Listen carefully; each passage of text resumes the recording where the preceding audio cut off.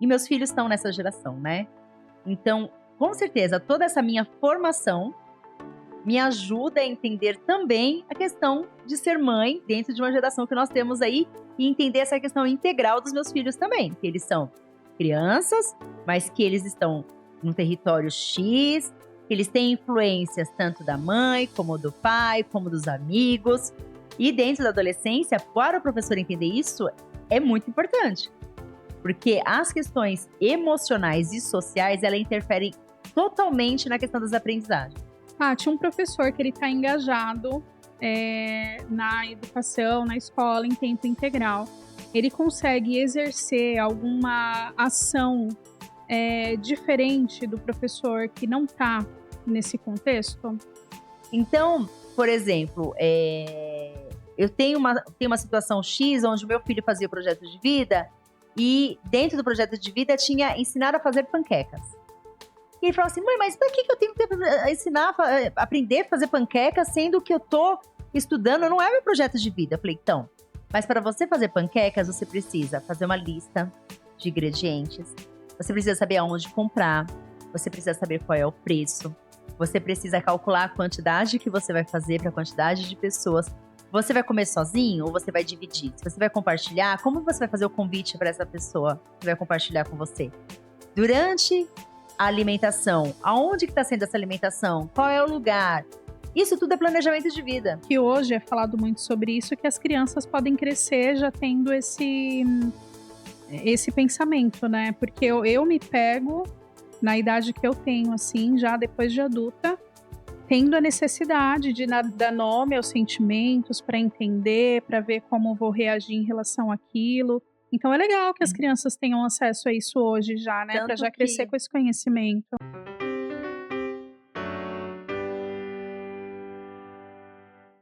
Olá, eu sou a professora Gabi e esse é mais um episódio do podcast Docência na Lata. Nos últimos anos, o Brasil expandiu de forma acelerada o número de escolas integrais. E o debate geral fica em torno da quantidade de vagas e de horas a mais. Mas o ensino integral não é só baseado nisso. Ele muda também a relação do professor com o aluno e com o currículo. Para falar sobre esse tema, nós vamos trazer uma convidada que está por dentro dessa expansão que vem acontecendo em relação a isso. Nós vamos chamar a professora Patrícia Gonçalves. Seja muito bem-vinda, professora. Se apresenta para o nosso público, mais uma vez, já é de casa, né? Mas vou deixar você se apresentar mais uma vez. Inicialmente, obrigada pelo convite novamente. É bom estar aqui com vocês, discutindo um tema, né, que é sobre educação integral, em tempo integral. E eu sou a professora Patrícia Gonçalves, aí, trabalho na área da educação há mais de 20 anos e tenho como ideias aí, concepções, a educação especial e a educação inclusiva, mas, ao mesmo tempo, trabalhando dentro das políticas públicas. Então, as graduações que eu tenho, junto com as especializações e o mestrado interdisciplinar, ele concebe essa ideia aí do ser humano de forma integral. Então, ampliar essa jornada de tempo integral, a gente vai conseguindo compreender um pouquinho também desse ser humano de forma completa, né? Em todos os eixos que ele faz parte. Patrícia, aproveitando então essa sua apresentação sobre suas formações, seus anos em sala de aula, se você pudesse escolher uma definição para o Patrícia profissional, qual seria? Não tem resposta, Gabi. Lógico que as minhas formações, elas constituíram a minha identidade profissional, mas não tem como eu falar assim que eu tendo mais para um lado, para o outro, ou uma área, uma vertente. A gente tem uma linha de pensamento que é as políticas públicas, é o processo inclusivo, a aprendizagem de todas as pessoas, mas não existe assim, tende mais para essa área ou para outra área. Muito bom. São muitas graduações, muitas especializações, além do mestrado, psicopedagogia, arte-terapia, arte-educação. Como surgiu esse caminho? Teve algum fio condutor ou foi se construindo pela necessidade mesmo? Foi se construindo pela necessidade. E eu vou explicar o porquê disso, né? Eu sou formada fiz magistério na adolescência, logo em seguida eu ingressei na pedagogia. Trabalhando na pedagogia, fazendo lá o curso, eu já era formada no magistério, então eu já era concursada na época. Terminei a pedagogia e logo que eu terminei a pedagogia, eu recebi de presente uma sala onde tinha um menino cego. Era um menino cego que não falava, né, então ele tinha um comprometimento, na oralidade também, e aí, questões de deficiência intelectual. E foi um desafio para mim.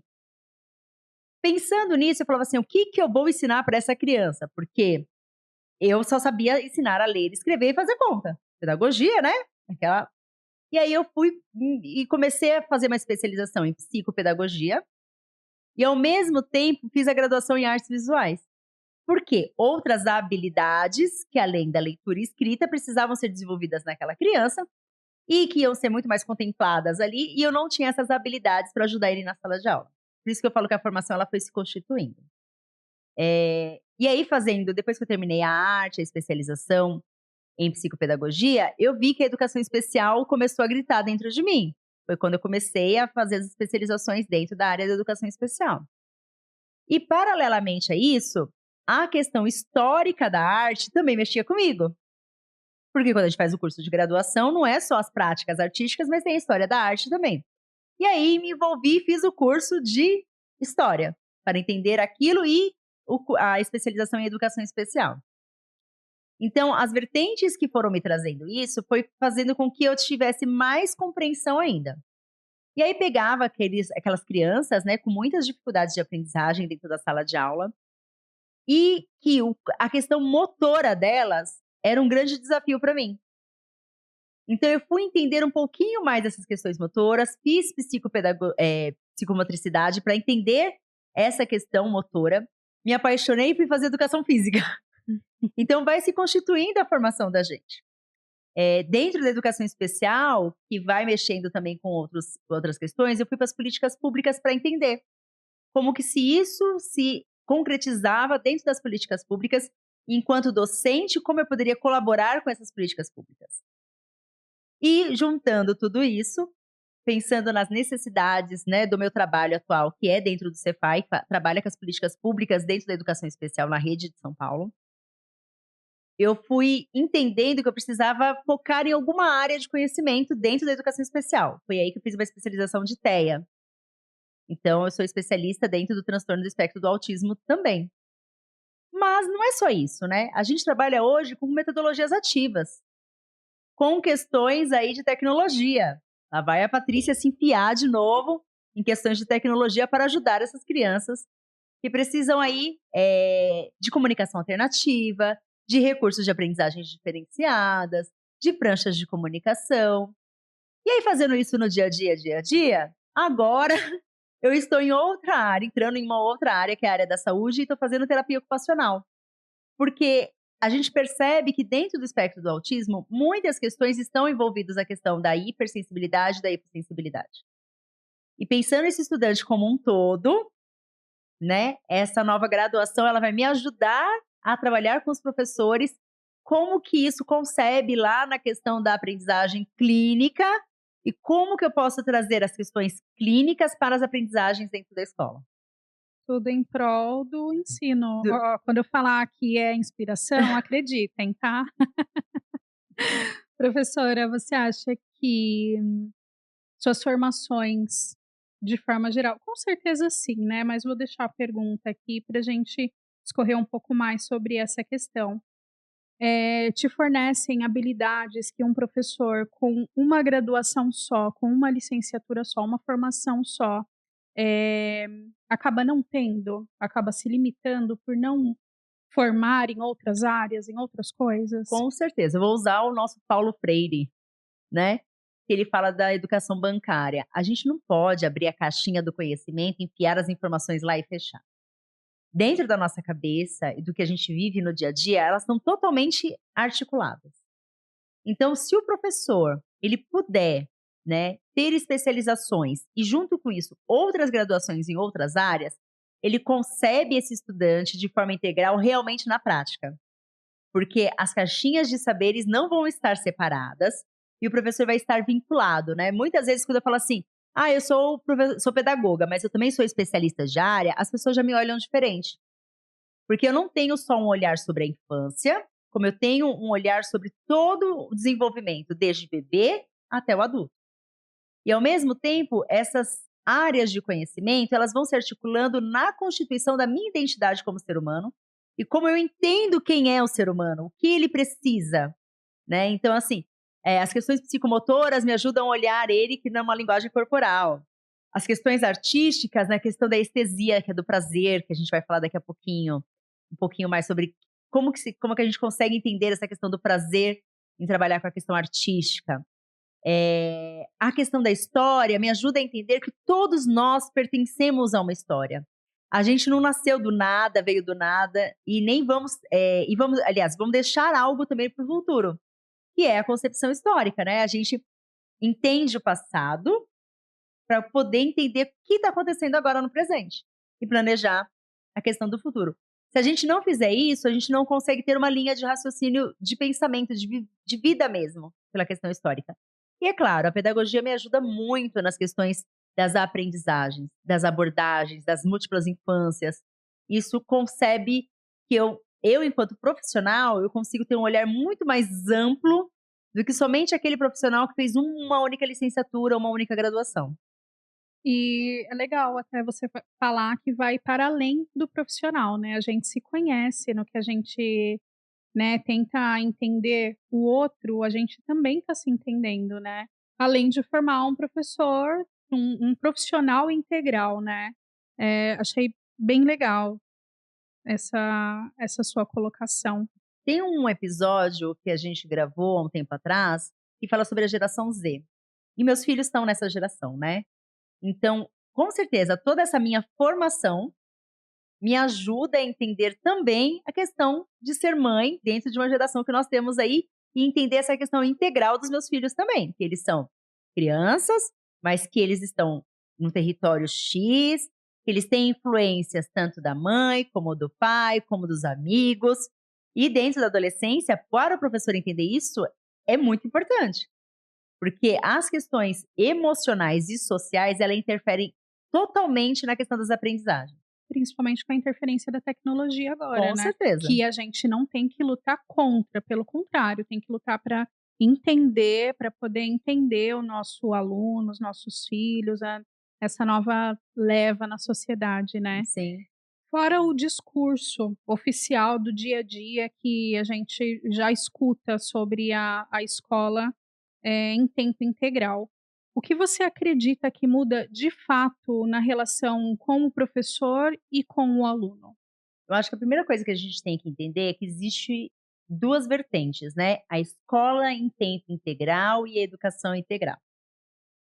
A educação integral vai entender esse estudante em todas essas vertentes, sociais, emocionais, cognitivas, físicas, e essas características de cada um dos sujeitos. A educação em tempo integral, ela amplia o tempo da criança dentro da escola. Então passa-se de 5 para 6, para 7, para 8, para 9, para 10 horas. Com isso, o professor, o que acontece? Ele consegue compreender melhor quem é esse estudante.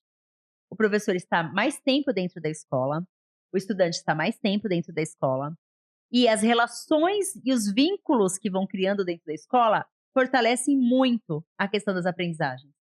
Então, o professor, ele entende um pouquinho sobre quem é esse estudante, porque como ele está muito tempo dentro da escola, as questões que estão do território começam a permear dentro da escola. Então, na Prefeitura de São Paulo, por exemplo, a gente usa os territórios do saber, que é o quê? Estudantes que estão lá, primeiro, segundo, terceiro aninho, que tem professores especialistas além dos professores convencionais. Então, tem o professor lá, que é o professor regente da turma, e além daqueles que ele já tinha, que era professor de artes, de educação física, de inglês, ele também tem outros professores que vão trazer saberes diferentes para ele e começam a compor a sua identidade. Ou seja, a educação em tempo integral ajuda a fortalecer a educação integral.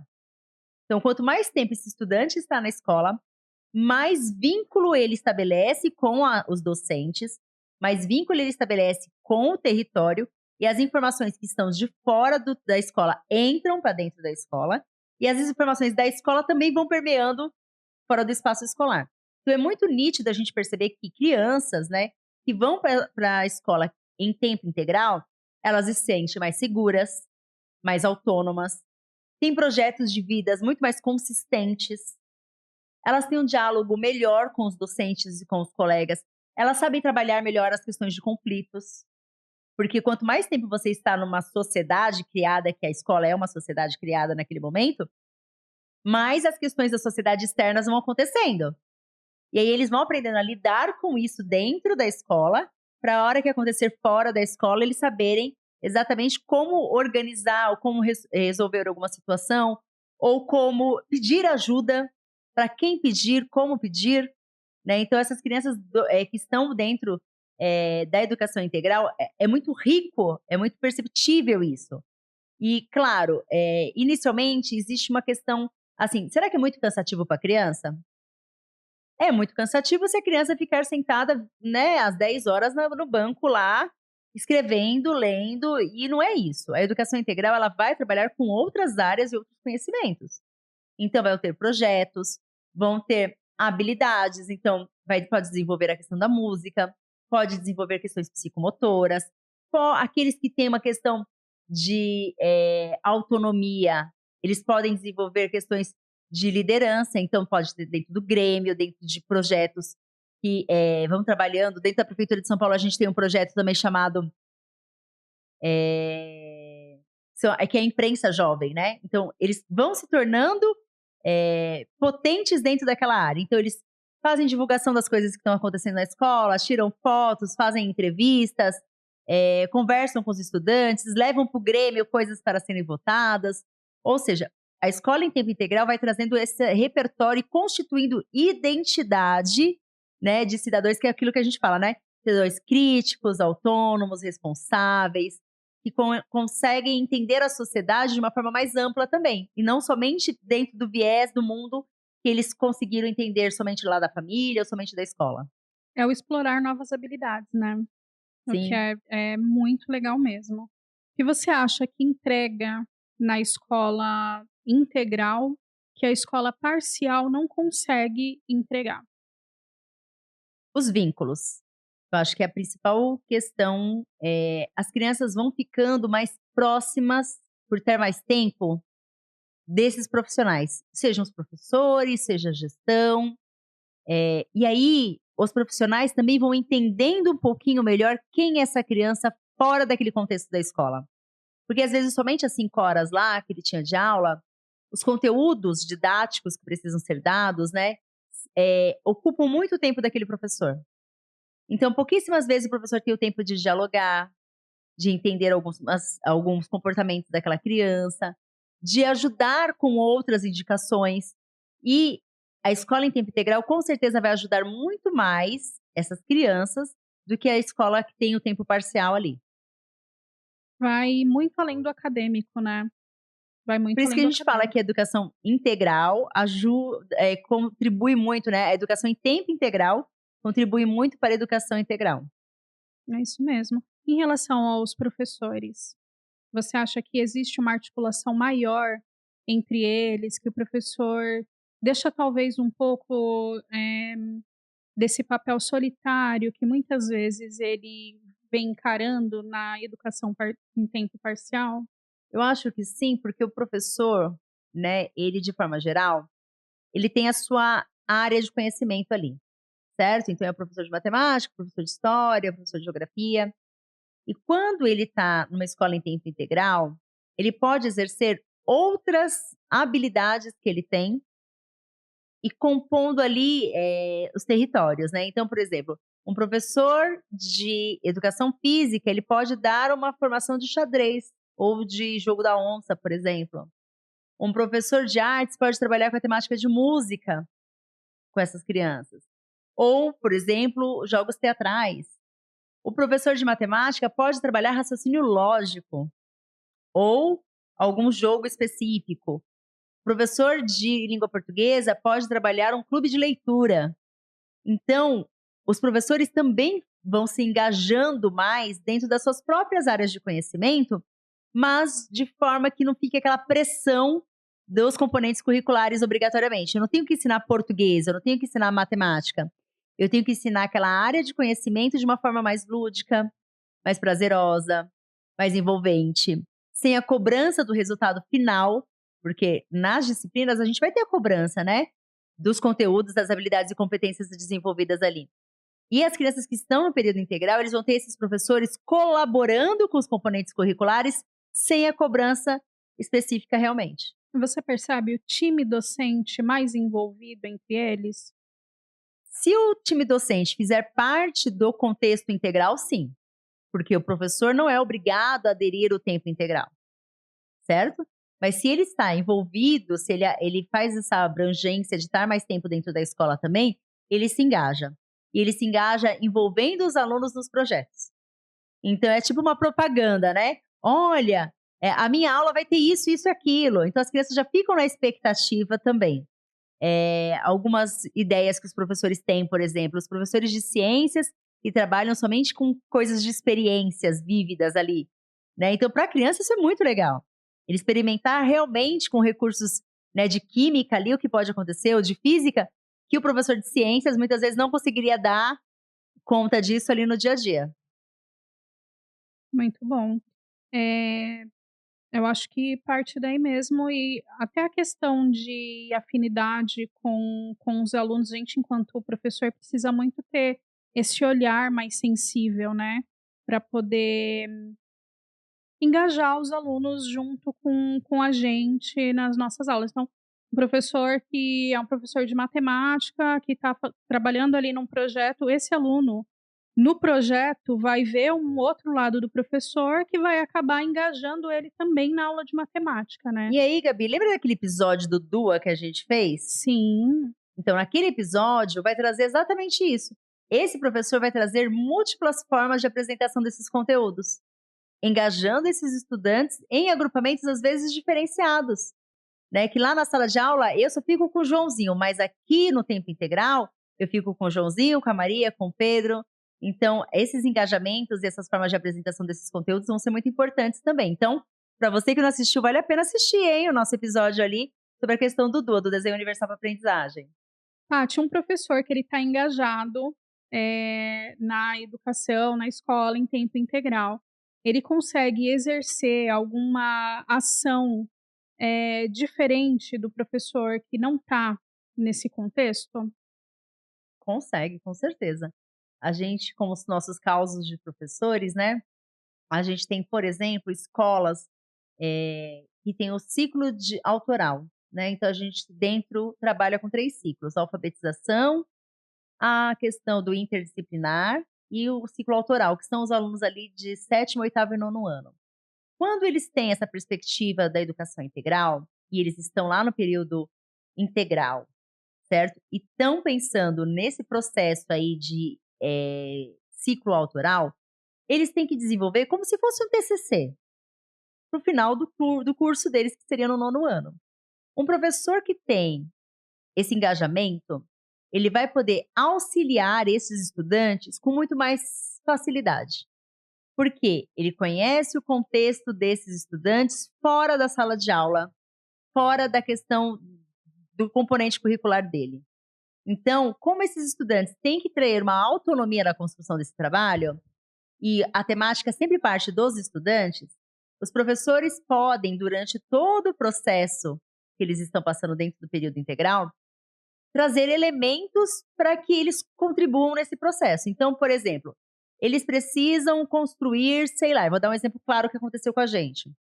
Era um estudante com deficiência, ele sempre, desde pequeno, queria ir no parque da escola, e no parque não tinha, era uma criança cadeirante.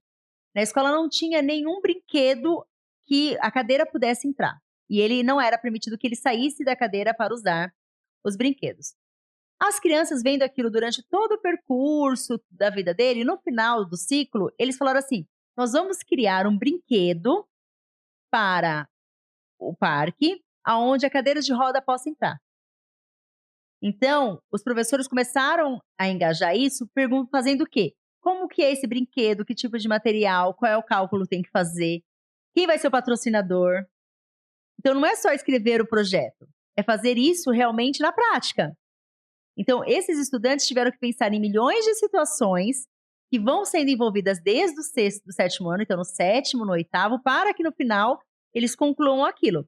Os estudantes que estavam dentro do processo de educação integral, junto com os professores que também participavam, eles tiveram muito mais elementos, porque eles foram numa fábrica que construíam brinquedos para pessoas com deficiência.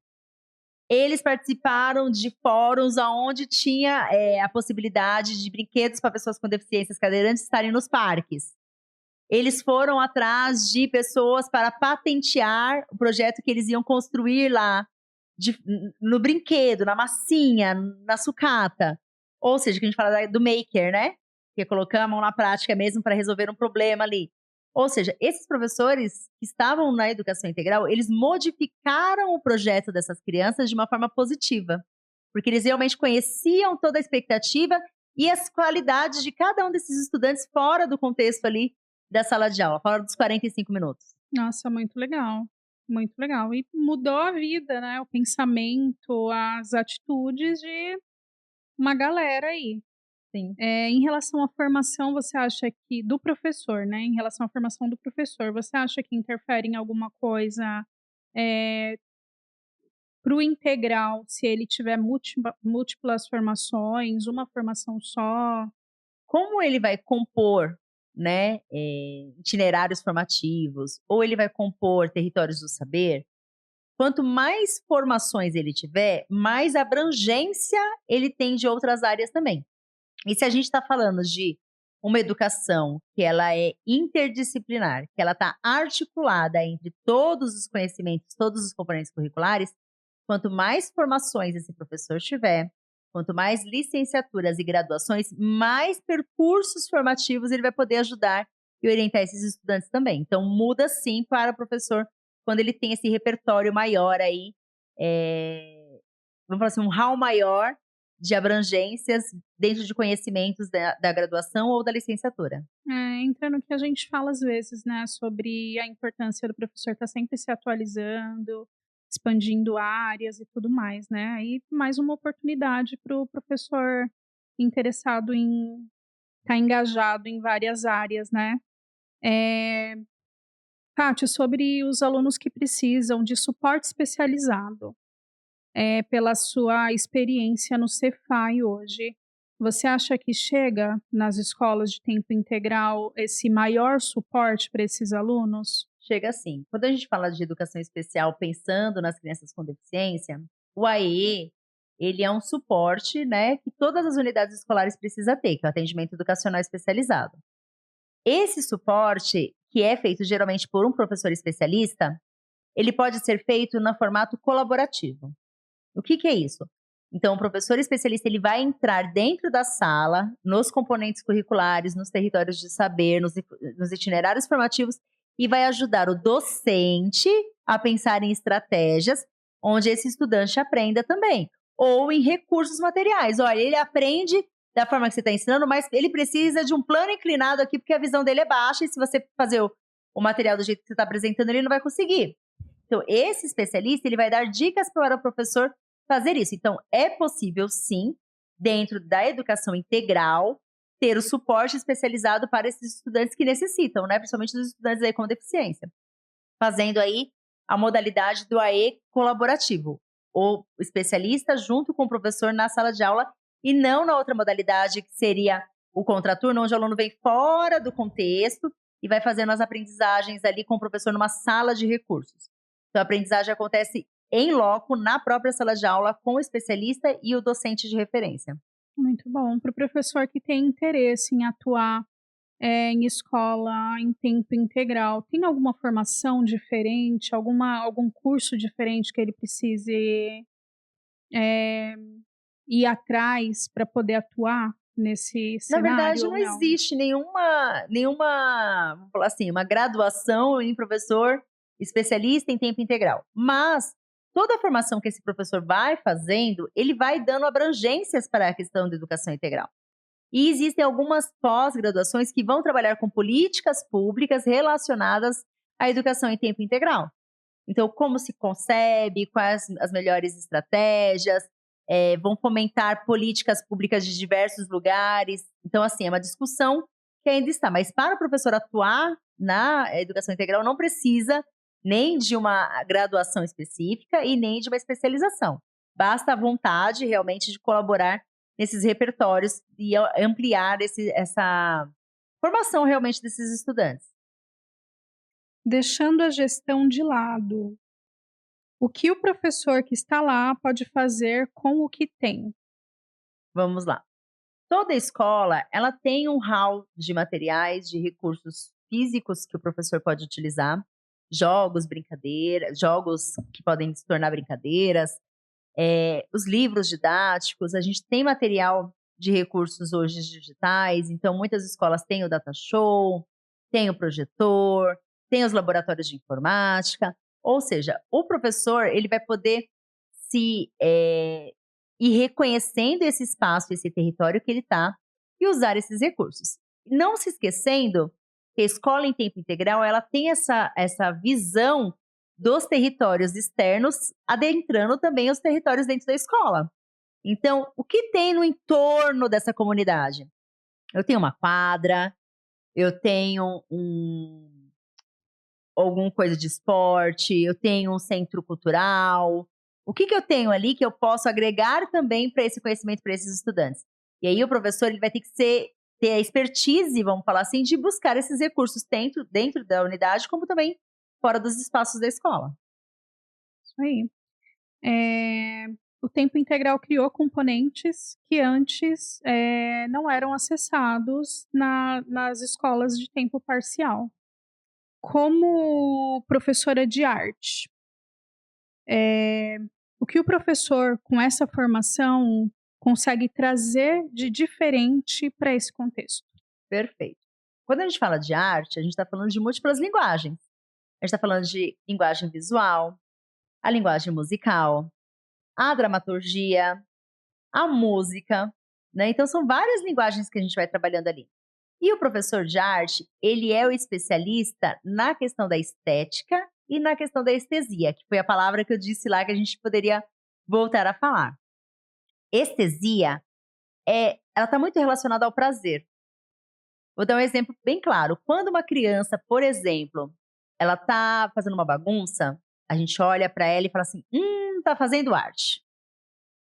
Por que a gente fala que está fazendo arte? Porque a arte, ela dá a estesia, que é o prazer. Então, a gente sente prazer quando a gente planeja a ação, quando a gente executa a ação e quando a gente faz a memória de novo daquela ação.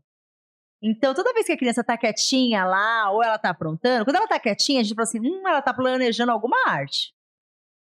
Porque ela está pensando nisso. Isso está dando prazer para a criança. O professor, sendo especialista, ele vai poder trabalhar essas diferentes linguagens, trazendo essa abordagem, que é a abordagem da estesia e da estética, né? A estética é aquilo, é o belo, mas o que é o belo? O belo é para quem? Referente ao quê? Essa desconstrução que a gente tem de um padrão único de beleza, o professor de artes também vai poder trabalhar muito isso dentro da educação integral. Então, o especialista em arte ou professor de arte, ele pode trabalhar com várias ações dentro da comunidade. Se a gente for pensar nos contextos dos territórios, a abrangência maior sempre vai ser do professor de artes. Porque ele vai ter centros culturais, ele vai ter CELs próximos, ele vai ter SESC, todos eles voltados para alguma área artística, alguma linguagem artística, que ele pode trazer para dentro do seu repertório ali, da sala de aula também, e contribuindo para essa questão da educação integral. Acho que é realmente por aí mesmo. Quem é especialista, quando a gente fala assim, né? Por que você fez arte? Porque você gosta de desenhar? Não. Né? O meu percurso mostra isso, foi uma necessidade. E a gente, fazendo o curso realmente de graduação em arte, a gente vai vendo que tem várias vertentes. Não é só ser professor. Né? Ser professor é uma das vertentes. Mas quando você tem uma graduação de arte, você vai concebendo o mundo de outra forma, né? Essas questões mesmo das linguagens, então eu vou mais para uma área, vou para outra. Eu, no meu caso, por exemplo, eu fui pela questão mais histórica do que pela uma questão estética, né? Mas eu sinto com os nossos alunos que é uma coisa que a sala de aula traz a necessidade. Porque na R2 mesmo a gente tem muito aluno que hoje faz artes, mas que ele é formado em uma licenciatura anterior, seja pedagogia, seja letras português, enfim. E é uma coisa que eu já tinha percebido antes, como esses alunos voltam para fazer arte depois. E assim, se você for pensar na disciplina de artes em si, ou no componente curricular, ou no caso na graduação de artes, olha como ele colabora na educação integral. Porque eu estou trabalhando o emocional dessa criança, eu estou trabalhando as questões motoras dessa criança, que são as questões físicas, biológicas, eu estou trabalhando com as questões das aprendizagens cognitivas, eu estou trabalhando com as questões sociais, porque quem não tem acesso à cultura, à arte, está afastado das questões sociais também. Então, a disciplina de artes ela vai ajudar muito nessa contribuição realmente dessa educação integral. Formar esse estudante, trazer para eles outras possibilidades, né? Eu vou ouvir uma música diferente, ver uma peça teatral diferente, ver uma imagem diferente, saber da biografia de um artista, de um cantor, de um ator. Então, para os estudantes também é muito rico, né? É muito amplo, né? Trabalha realmente muitas vertentes mesmo. Em relação, Paty, ao projeto de vida nas escolas em tempo integral, você acha que de fato é um dos componentes mais desafiadores? Sim, porque o projeto de vida é aquilo que eu quero para a minha vida. E como que os componentes curriculares podem me ajudar a contribuir para isso que eu tenho de desejo. Então, por exemplo, eu tenho uma situação X onde o meu filho fazia o projeto de vida e dentro do projeto de vida tinha ensinar a fazer panquecas. E ele falou assim: mãe, mas para que eu tenho que ensinar, aprender a fazer panquecas, sendo que eu estou estudando, não é meu projeto de vida. Eu falei: então, mas para você fazer panquecas, você precisa fazer uma lista de ingredientes, você precisa saber aonde comprar, você precisa saber qual é o preço, você precisa calcular a quantidade que você vai fazer para a quantidade de pessoas. Você vai comer sozinho ou você vai dividir? Se você vai compartilhar, como você vai fazer o convite para essa pessoa que vai compartilhar com você? Durante a alimentação, aonde que está sendo essa alimentação? Qual é o lugar? Isso tudo é planejamento de vida. A gente planeja situações. Então, não é ensinar a fazer panquecas, é ensinar um planejamento para que você tenha um planejamento na sua vida. Então, o ato de cozinhar, por exemplo, que parece muito simples, ele está dentro do projeto de vida, mas para quê? Não para ensinar você a fazer panqueca quando você estiver com fome e estiver sozinho, não sabe cozinhar, não é isso. Mas é todo o repertório que isso está por trás. Então, os projetos de vida, sim, ajudam muito esses estudantes a saberem a fazer fora da escola, né? A transpor os conhecimentos que eles aprenderam aqui realmente numa questão mais social do dia a dia mesmo, das práticas do dia a dia. Muito legal. Você acha que a arte terapia influencia nesse aspecto? Muito. A arte terapia, na verdade, ela vai fazer você se encontrar dentro de alguma questão. Então, por exemplo, eu vou poder desenhar aquilo que eu estou sentindo, eu vou poder fazer um psicodrama ali das situações que eu estou vivenciando, eu vou poder refletir escolhendo uma música para ouvir. Então, a arte terapia ela vai trazer isso, as linguagens artísticas, para que você se encontre como ser humano e consiga desfrutar disso que está na sociedade, ou colocar aquilo que está te afligindo por dentro para fora também.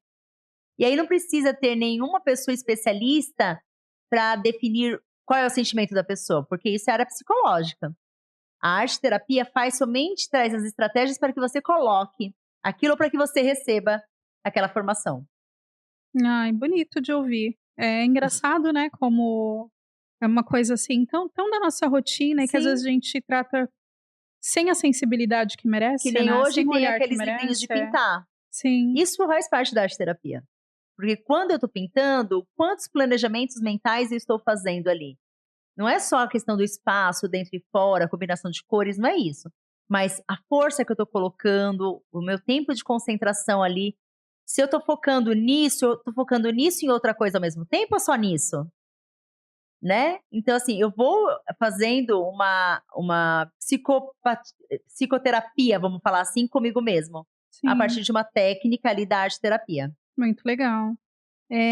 Ainda nessa questão da arte terapia, em situações assim de sala de aula, você já percebeu alguma situação que foi tratada com arte terapia que já havia eh, sido testado outras formas de tratar que não resolveram e a arte terapia resolveu? Com certeza. Quando a gente fala para criança, por exemplo, né, crianças que têm momentos de frustrações e de fúrias dentro da sala de aula. Às vezes a gente faz com outras abordagens, a gente dá a bronca, a gente conversa, a gente orienta. Mas aí vou dar uma técnica que eu usei na arte terapia, que é a arte do psicodrama realmente. Então eu dei uma almofada para a criança e falei para ela: você vai apertar essa almofada e vai me contar uma coisa que te deixa muito nervoso. Então, o fato dele ir apertando a almofada, dizendo o que fazia ele ficar nervoso ou frustrado, por que ele tinha aquele determinado comportamento, mudou a concepção dele, porque ele estava falando sobre aquilo sem a pressão da pergunta, sabe assim? Sim, sim. Por quê? Eu falo assim: só aperta. Pensa e aperta. Você quer falar? Você quer falar, tudo bem. Não quer? Não tem problema. Próximo. Isso vai fazendo com que as crianças queiram falar, né? Organize até o Exatamente. pensamento, né. E essa questão, né, da arte terapia, ela ajuda a criança a falar não somente pelas palavras, mas pelas imagens, pela escolha da música, pelo repertório que ela está ouvindo naquele momento, pela escrita de algo, que a arte terapia também vai trabalhar com a questão sensível da escrita.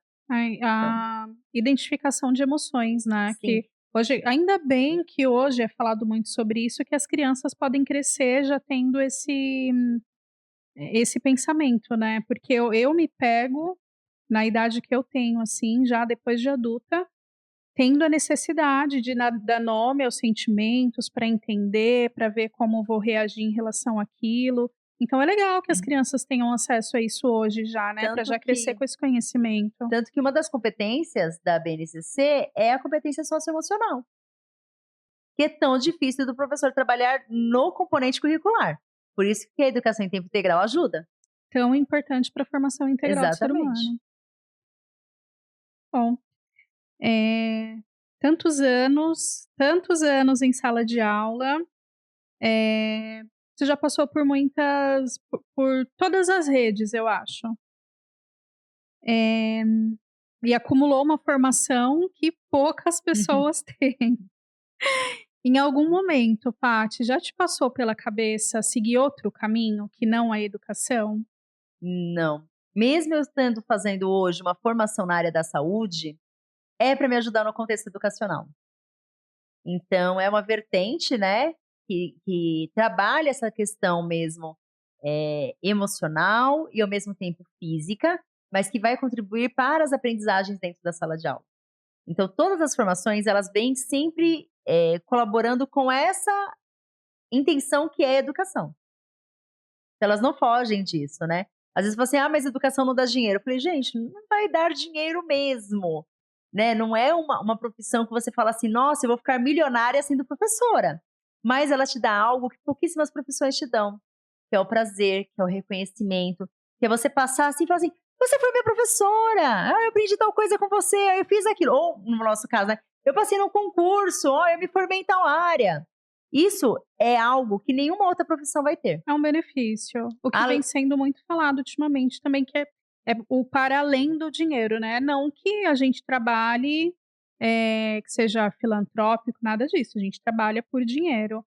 Mas isso que você está falando, eu sinto muito no dia a dia, assim, a satisfação de cooperar para a construção de outros seres humanos. Isso é uma coisa que para mim não tem valor maior do que E isso. assim, algumas pessoas te retribuem com palavras. "Nossa, obrigada por você ter me ajudado, foi muito legal, não sei o quê". E outras pessoas, às vezes, te agradecem em forma de presentes realmente. Então eu ganho muito chocolate, eu ganho muitas lembrancinhas, porque olha que legal, você contribuiu comigo, você me ajudou. Então, desde as crianças que me davam a florzinha que elas arrancavam ali no jardim, faziam o desenho e me davam, ou pegavam até coisas escondidas da mãe, às vezes, para poder me dar de presente, até os adultos, a gente vê que o reconhecimento do profissional, que gosta, que sente prazer do que faz, acontece. E, paralelamente a isso, vem a remuneração financeira também, né, porque a gente trabalha, assim, por amor, mas quando a gente faz por muito amor, a gente também é reconhecido por isso. Sim, é o que a gente fala às vezes, né, que é uma carreira escalável, né. Sim. Então, se você estiver sempre parado no mesmo lugar, se você não se atualizar, se você não procurar fazer cursos, formações diferentes, procurar outros caminhos também dentro da educação, dificilmente você vai sair do lugar que você tá, né. Mas se você tiver um planejamento de vida realmente, de saber onde você quer chegar e determinar quais são os passos necessários para isso, o desenvolvimento vem também, né. Tanto financeiro como o prazer ali de estar executando aquilo. Sim. Você tem uma imagem, um aluno, uma aula, ou algum momento que resume por que você faz o que faz? Nossa, que pergunta difícil. Pessoal, né, É, muito eu nunca parei muito para íntima. pensar sobre essa questão, mas eu tenho aquela frase, eu acho que, do Paulo Freire, que fala assim, que se a gente educar as crianças, a gente não precisa punir os adultos. Isso é uma coisa que me motiva muito, porque às vezes eu encontro policiais e falo assim: "O que que você faz?" Eu falo assim: "Eu faço aquela função, para que vocês não precisem fazer a de vocês". Mais ou menos assim. Engraçado você falar isso, porque eu escrevia em todos os meus cadernos da formação. Educar as crianças e não precisarão punir os adultos. Então, Eh, porque é muito forte isso, né, a gente sabe que sim, se a gente concebe uma boa educação para essa criança, e aí a gente vai usar o Paulo Freire em outras questões que fala assim: "Eu preciso tirar a pessoa daquela situação, eu preciso mostrar para ela que ela pode evoluir daquela situação para melhorar a situação de vida dela", e a gente consegue fazer isso, nossa, isso é um ganho que a gente tem como ser humano incrível. Então eu acho que a frase ou o personagem, vamos falar assim, acho que seria esses, né, o Paulo Freire e a frase. muito bom mesmo. Chegando aqui nos nossos momentos finais,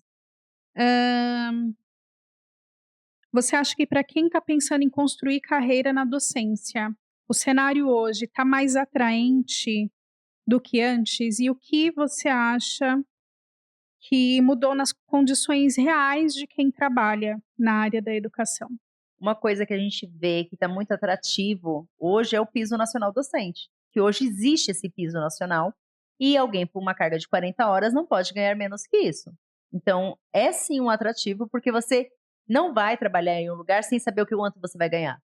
O mínimo, você sabe quanto que você vai ganhar. Lógico que você vai sempre almejar o melhor, o máximo, mas você sabe quanto que é o mínimo. Então, ninguém vai te pagar R$ 30 para você dar a aula, sendo que você pode ganhar 100 segundo o piso nacional. Eles vão ter que pagar os 100.